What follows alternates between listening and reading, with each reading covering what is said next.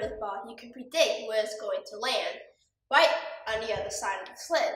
Ball after ball after ball. As long as you continue to throw straight, it will land straight on the other side. But once you change from the macroscopic world to the microscopic world, things get strange.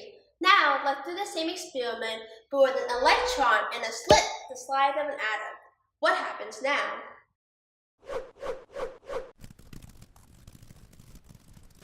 Whoa! How is it that when the slit gets smaller, the band gets wider? Let's take a closer look.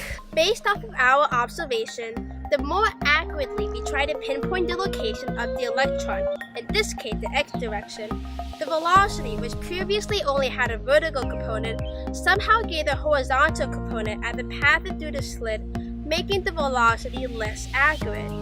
When we make the slit wider, which makes the precision less accurate, the electron sees a decrease in the x component of its velocity, which makes the velocity more accurate.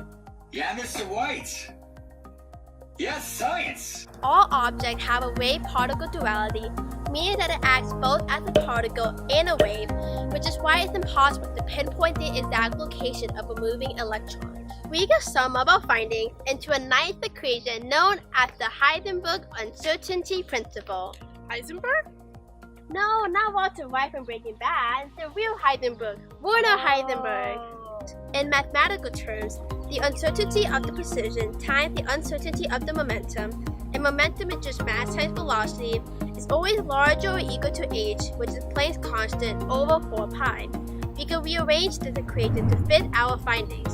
Since h over 4 pi is a constant, the greater accuracy we know about its precision, the lesser the accuracy we know about the electron's momentum, and vice versa.